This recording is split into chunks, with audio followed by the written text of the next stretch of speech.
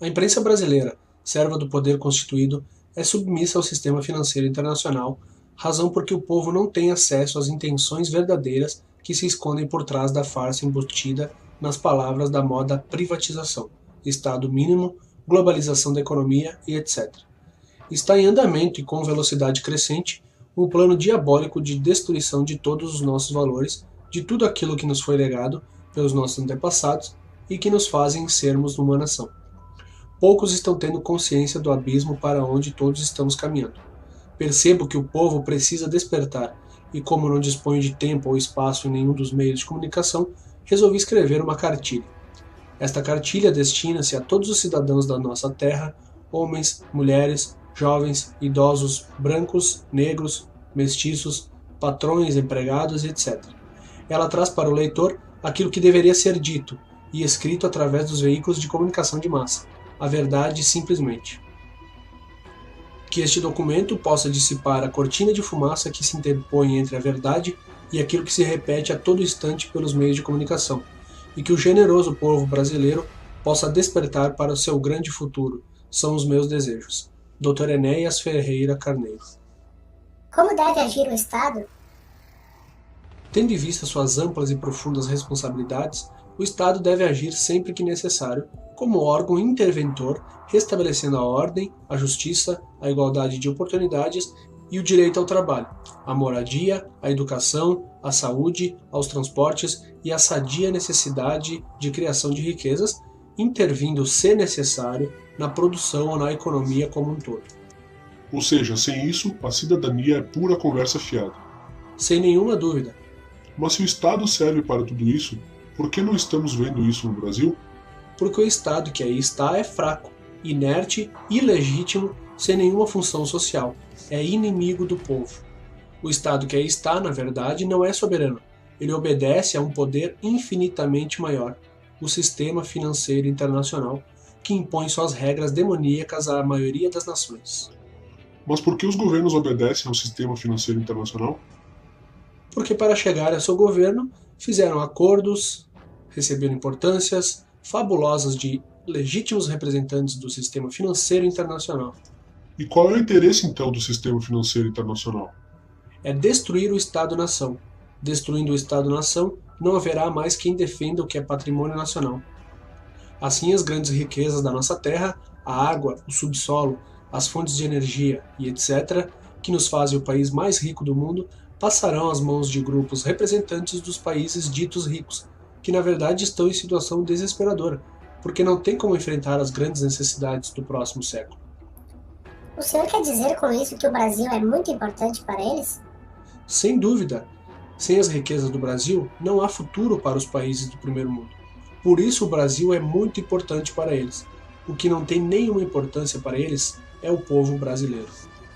Mas já não existe um consenso mundial que o Estado moderno não deve intervir em nada, que tudo deve ser entregue às forças livres do mercado, fundamentalmente às estrangeiras, que deve haver liberdade absoluta? Isso é uma grande mentira. A liberdade absoluta leva a um verdadeiro massacre dos mais fracos pelos mais fortes. É a luta entre a raposa e o pintinho, ambos livres.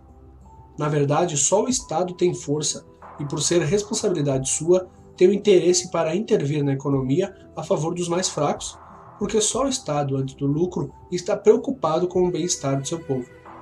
Esta é a questão central de todos os grandes problemas nacionais.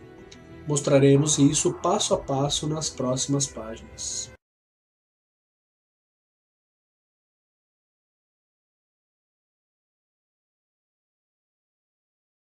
O governo diz que não temos recursos. Como não temos recursos? Por acaso não temos uma imensidão de terras férteis, com a maior parte ainda não utilizada? Terras férteis são fundamentais para o desenvolvimento da agricultura. Terras férteis são fundamentais para a criação dos rebanhos. Por acaso não temos a maior quantidade de água potável do planeta? Água potável é água para beber. É o que mais falta no mundo. Guerras estão sendo previstas no mundo por causa dessa água potável.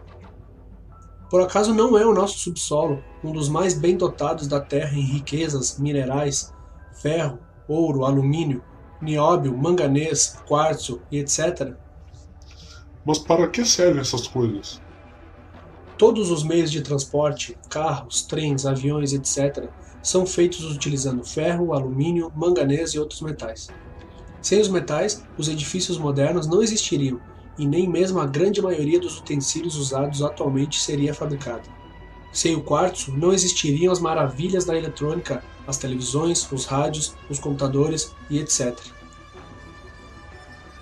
O Brasil detém a maior reserva de quartzo de primeira qualidade do mundo. Ele é exportado a um preço inferior a $5 o quilograma. E nós importamos componentes eletrônicos, chips de computadores, feito com o nosso quartzo, a um preço superior a $3.000 o quilograma. Isso é entrega criminosa do patrimônio nacional.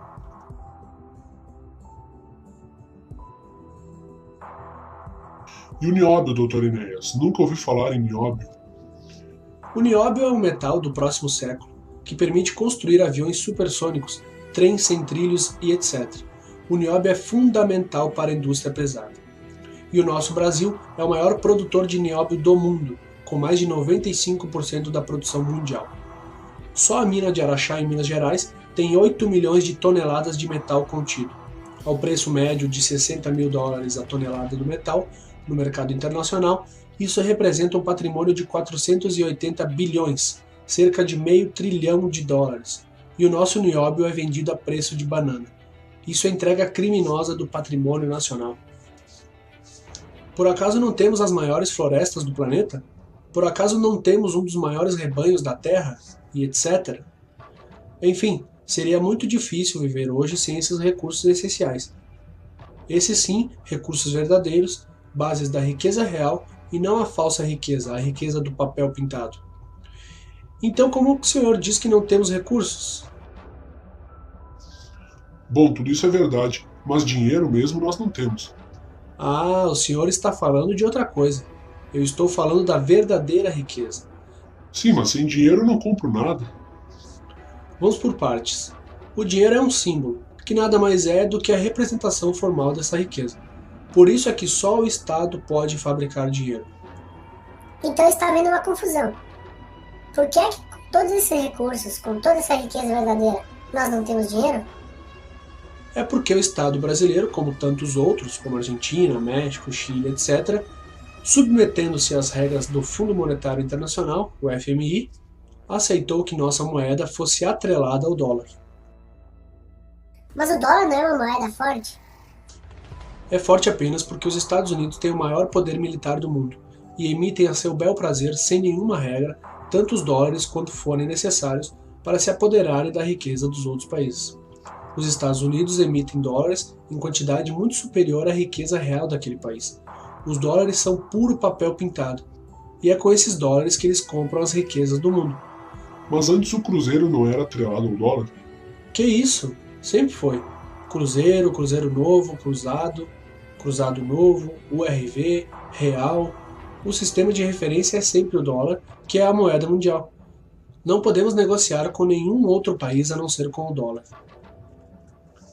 Mas o real agora é tão forte quanto o dólar. Que é isso, cidadão? Não existe mais moeda nacional. O que existe atualmente no Brasil é o dólar batizado de real, exatamente como fizeram na Argentina batizando o dólar de austral. Afinal de contas, falando de dinheiro vivo, quanto é que o governo arrecada por ano? Falemos só da arrecadação federal. Em 94 foram arrecadados 60 bilhões de dólares. Em 95 foram 84 bilhões. Em 96, 96 bilhões. Em 97 serão no mínimo 120 bilhões de dólares. Nesse período, a arrecadação do governo aumentou 50% acima da inflação, receita obtida apenas com os impostos federais. Então, se não há dinheiro, é porque o governo gasta mais do que arrecada, gerando um déficit público. Isso é o que todo mundo diz, mas trata-se de uma vergonhosa distorção da realidade. O governo gasta realmente mais do que arrecada. Mas não é com despesas públicas, não é para manter o funcionamento da máquina estatal, não é com pagamento de funcionários públicos, não é para manter as Forças Armadas e não é com a manutenção de hospitais e escolas. O que ninguém diz, porque não há interesse em dizer, é que existe uma saída gigantesca de dinheiro de modo oficial que é canalizado todo ele para pagamento dos juros gigantescos, os maiores do mundo, com que é pago o serviço da dívida interna. Serviço da dívida interna? O que é isso? Essa história é um pouco complicada. Já há pouco mais de uma década, vem crescendo assombrosamente uma dívida do Tesouro Nacional chamada de dívida interna, que consiste em dinheiro que o governo apanha de investidores nacionais para pagar suas contas relacionadas com o funcionamento da máquina estatal. Como garantia desse dinheiro, tomado emprestado, o governo emite papéis, chamados títulos, e para atrair investidores, oferece taxa de juros exorbitantes. Veja só, em 95 foram pagos 23 bilhões de dólares com juros da dívida interna. Em 96 foram 16,6 bilhões de dólares, só de juros da dívida interna. Mais 7 bilhões pagos com juros de parte da dívida interna que foi transformada em dívida externa. Se a receita da União em 96 foi de 96 bilhões de dólares e o gasto total com juros da dívida interna foi de 23,6 bilhões, pode-se afirmar que, para cada R$ 4 arrecadados, um foi para o pagamento de juros da dívida interna. E ainda existe muito mais. O governo toma emprestados, através do Banco Central no exterior, dólares para manter artificialmente suas reservas, que rendem para o Brasil cerca de 5% ao ano, mas paga aos credores juros de 15% ao ano. Essa diferença absurda de juros, em torno de 10%, sobre os 60 bilhões de dólares, vai representar uma perda de 6 bilhões de dólares. E pior ainda, existe uma dívida em moeda estrangeira que não é registrada, que não é mencionada, que não é calculada pelo governo, dinheiro para especulação pura. Sob o título de portfólio para aplicação em papéis, em 1996, entraram 100 bilhões e saíram 65 bilhões. O saldo foi de 35 bilhões, mas quanto que os capitalistas ganharam de fato? Foram os ganhos sobre os 100 bilhões e os ganhos sobre os ganhos, tudo em reais, com as nossas taxas internas, que foram em 96 cerca de 20% ao ano. Foram bilhões de dólares registrados em lugar nenhum. Agora veja, a verba federal destinada à saúde em todo o Brasil em 96 foi de 14 bilhões de reais para o ano inteiro, enquanto só de juros da dívida interna e externa foram pagos no mínimo cerca de 30 bilhões de reais. Pagamos de juros em um ano o dobro de tudo aquilo que se gasta com o Sistema Único de Saúde, no mesmo período. Assim não dá para aguentar. Esse é um problema fundamental, sem dúvida, que desvia dezenas de bilhões de dólares por ano. As privatizações implicam um desvio de centenas de bilhões de dólares. E há muito mais, tudo oficializado. Só o patrimônio da Vale do Rio Doce é de no mínimo 1 trilhão e 500 bilhões de dólares. Assim a gente entende por que não há dinheiro para a educação, para a saúde, para as estradas, para o serviço público em geral. Não há dinheiro para nada que seja relacionado com a vida do povo brasileiro. Ou seja, para eles tudo, para o povo brasileiro nada. Então não há saída. É claro que há. O essencial é voltar à realidade. É ter coragem para enfrentar a armadilha que nos foi imposta pelos donos do mundo que comandam o sistema financeiro internacional. Só há uma saída. É a ruptura com o sistema financeiro internacional.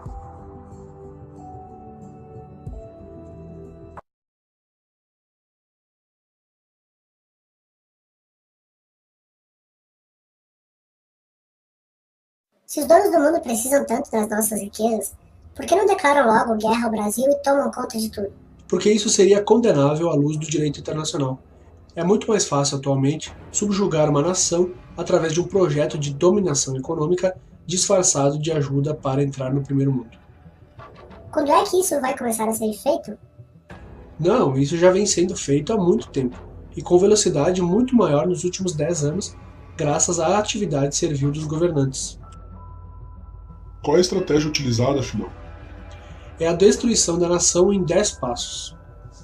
O primeiro passo: provoca-se o descrédito de tudo que é nacional, junto à população. Faz com que tudo funcione mal, até mesmo por falta de investimentos ou entregando ao inimigo o poder de investir. Vão se deteriorando as comunicações, o transporte, o fornecimento de energia, etc. Usam-se todos os artifícios possíveis para dar a impressão que o único caminho é a privatização. Começa aí o processo de deterioração do Estado.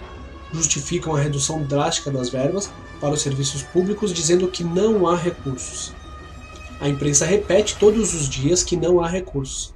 Todo mundo repete que não há recursos, mas já demonstramos que há recursos de sobra, que são desviados criminosamente, porém de modo oficial, para pagar juros da dívida interna.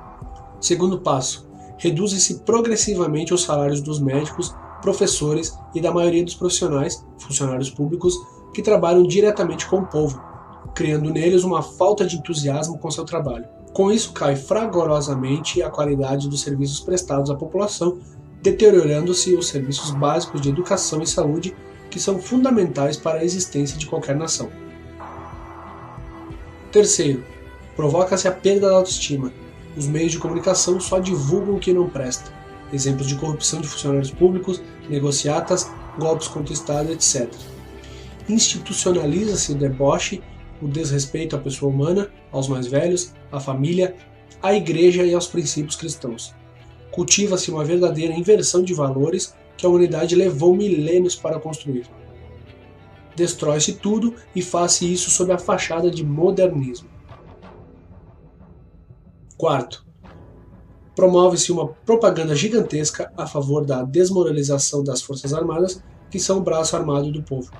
Em vez de serem fortalecidas, são deixadas à míngua, sem recursos materiais, os militares com baixíssimos salários, e isso tudo visando seu aniquilamento total. Quinto, promove-se um verdadeiro genocídio, de forma explícita, matando de fome e doenças decorrentes da desnutrição milhões de pessoas, e colocando outros tantos abaixo da linha da pobreza, fazendo crescer assustadoramente a legião de desempregados, de pessoas nas ruas, com verdadeiras hordas cada vez maiores de meninos de rua. Pratica-se um controle de natalidade desumano, esterilizando moças pobres em pleno período de atividade reprodutiva, diminuindo com isso o número de brasileiros que poderiam lutar pela sua pátria, com a desculpa esfarrapada de que assim diminuirá o número de meninos de rua. Sétimo, destrói-se pouco a pouco a nação de patriotismo. Desmoraliza-se o hino nacional, a bandeira nacional e tudo aquilo que pode representar um sentimento de amor à pátria. Os meios de comunicação, propositadamente, vão jogar na lama a língua da pátria. Como a língua é o maior patrimônio de um povo, desrespeitá-la é desrespeitar a própria nacionalidade. Oitavo, infiltra-se no cenário político e nos meios de comunicação personagens em defesa da descriminação das drogas, proporcionando com isso, na juventude, uma falsa ideia de normalidade quanto ao seu uso. Todos os médicos e membros do Diretório Nacional do PROAN afirmam: a maconha produz dependência química. Nono, lançam-se os cidadãos um contra o outro, classe contra classe, patrão contra empregado, cria-se assim um descontentamento geral, fazendo crescer a desconfiança e o ódio entre as pessoas, desaparecendo com isso a harmonia da vida social. Décimo, desvalorizam-se passo a passo todas as formas de trabalho produtivo, estimulam-se todos os tipos de especulação, levando progressivamente a nação à ruína. É o culto do bezerro de ouro. Conclusão. Com a nação esfacelada, ninguém mais acreditando no trabalho, no governo, na família, na igreja, em coisa alguma, destruídas a noção de patriotismo e autoestima, finalmente com o povo todo convencido de que o Estado não serve para nada, que está falido, que não deve se meter em coisa alguma, que deve ser o menor possível, e está justificado a partir daí um festival de privatizações e de entrega do patrimônio nacional. E todo o formidável patrimônio público, construído após décadas de sofrimento, vai se transferindo para uma minoria privilegiada de representantes legítimos do sistema financeiro internacional, os donos do mundo. É o fim da pátria porque não existe pátria sem patrimônio. Todo o dinheiro até hoje arrecadado das privatizações já feitas, Excelsa, Minas, Companhia Siderúrgica Nacional, Light, etc., foi usado para pagar juros. E com a privatização da Vale do Rio Doce, o dinheiro que constou oficialmente como pagamento para a aquisição do controle não seria suficiente para pagar sequer 2 meses de juros, somente juros. É um verdadeiro assalto à nação, feito às claras e com a imprensa toda batendo palmas. E então, não há saída? Claro que há saída. É só o Estado assumir o seu verdadeiro papel, assumir a sua responsabilidade através de um governo forte, nacionalista, interventor, voltando para os interesses de todo o povo brasileiro. É ter coragem para romper definitivamente com o sistema financeiro internacional.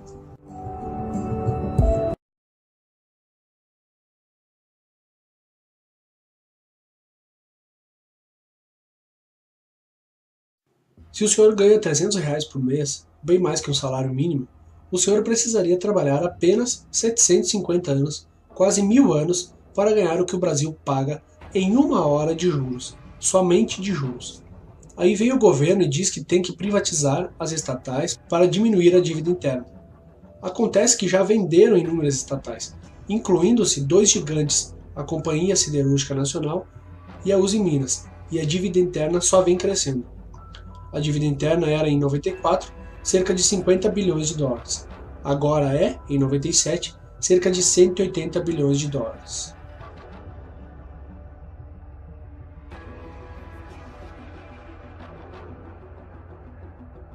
De que adiantou vender as estatais?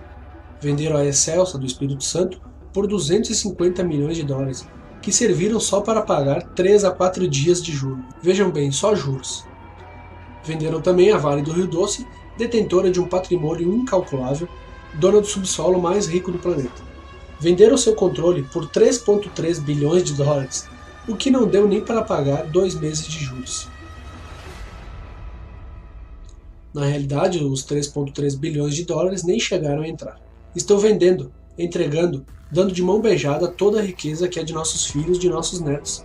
E a dívida só vai aumentando. Hoje ultrapassa 180 bilhões de dólares. O plano diabólico conseguiu também quebrar os bancos estaduais. E lá vão o Banerj, o Banespa e outros que não conseguem pagar os juros, sempre os juros. Querem privatizar até a Previdência, dizendo que ela dá prejuízo. Mas isso também é mentira. Nos últimos 10 anos a Previdência só deu prejuízo em 84 e em 89. É uma estrutura altamente lucrativa e por isso eles querem privatizá-la. É apenas mais um lugar para onde o povo quer estender mais um de seus tentáculos. Eles dizem que as taxas de juros têm que ser mantidas altas para atrair capitais, porque existe um déficit público. Mas não dizem que só existe déficit público por causa dos pagamentos das altas taxas de juros. É o cachorro correndo atrás do seu próprio rabo. Baixando-se as taxas de juros, baixando-se o serviço da dívida, não há déficit, mas isso a imprensa não comenta. Até quando a agricultura vai aguentar? Até onde as diversas classes trabalhadoras vão suportar as perdas salariais? Até que nível vão fazer descer a atividade industrial? Quantos milhões a mais de pessoas estarão desempregadas? Já são mais de 10 milhões. E o senhor comerciante, até quando vai aguentar? O senhor que ganha o salário mínimo, que ganhou sempre apenas para comer, comendo mal, o senhor é capaz até de jurar que está tudo bem, porque o seu dinheiro que se volatilizava antes do plano, aparentemente agora rende na sua mão. Isso é verdade. Mas o que o senhor não sabe, porque eles não deixam o senhor saber, é que a situação atual está sendo artificialmente mantida. Mais à frente o plano vai estourar, com certeza. Não dá para precisar em que momento isso vai acontecer. Eles já quebraram a agricultura, criaram uma inadimplência monstruosa, levando a um nível absurdo os títulos protestados, as concordatas e as falências. Não por culpa dos devedores, mas pela impossibilidade absoluta de quem trabalha, de quem produz, concorrer com a agiotagem institucionalizada pelo governo e aplaudida pela imprensa. O plano é destruidor, cínico e desumano. Destruidor porque está deteriorando toda a atividade produtiva do país. Cínico porque se apresenta como a salvação, quando na verdade está levando o nosso povo para o abismo. Desumano porque a semelhança do que estão fazendo com a Argentina, com o México e toda a América Latina faz crescer em todos os cidadãos a falta de confiança no trabalho, no governo, nas pessoas e no futuro da nação. Esta é a verdade sobre o plano real.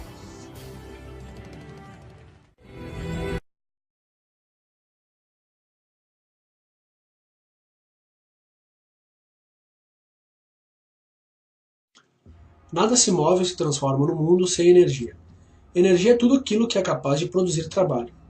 Toda a história das civilizações pode ser escrita a partir das formas de energia que em cada época foram utilizadas. Nos estertores do século XX, o mundo assiste à exaustão das formas energéticas fósseis, o petróleo, que moveram o mundo nos últimos 100 anos. À chegada do terceiro milênio, o homem volta-se para o mundo em busca de uma forma de energia limpa, renovável, que possa ser utilizada em grande escala para dar continuidade à nossa civilização. O Brasil detém no planeta uma situação ímpar e privilegiada. Possui a maior quantidade de água doce do mundo, fundamental para a captação de energia solar e seu armazenamento sob a forma de biomassa. Recebe energia solar durante o ano inteiro. Um dia de sol sobre o território brasileiro equivale à energia produzida em 24 horas por 120 mil usinas hidrelétricas do porte de Itaipu, que é a maior do mundo. Graças a essa fantástica incidência de energia solar, só é possível nos trópicos, o continente brasileiro dispõe de uma riqueza vegetal inigualável, contendo óleos vegetais, celulose, açúcar, amido e etc., que poderão gerar formas energéticas capazes de satisfazer com vantagens todos os derivados do petróleo, podendo com isso prover praticamente todas as necessidades mundiais de combustíveis sólidos, líquidos e gasosos, assim como de eletricidade por tempo ilimitado.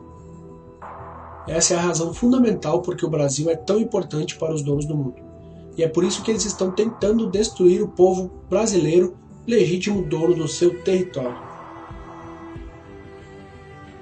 A nação brasileira está sendo dessangrada, escolas caindo aos pedaços, hospitais apodrecendo, nosso povo morrendo de fome.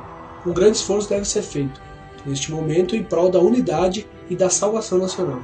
É hora de unir, não de desunir. Vamos nos unir, todos nós, cidadãos comuns da nossa terra, que estivemos até agora observando a história. Vamos nós mesmos fazer a nossa história. Vamos unir, portanto, rua com rua, bairro com bairro, cidade com cidade, estado com estado, todos falando a mesma língua, a língua de uma grande nação, próspera e rica, que será a maior nação do mundo no século XXI. É preciso mudar toda a concepção política atual, a fim de que se possa revigorar, fortalecer, engrandecer e salvar a nossa pátria. Existe em andamento um projeto maquiavélico de destruição do Estado brasileiro.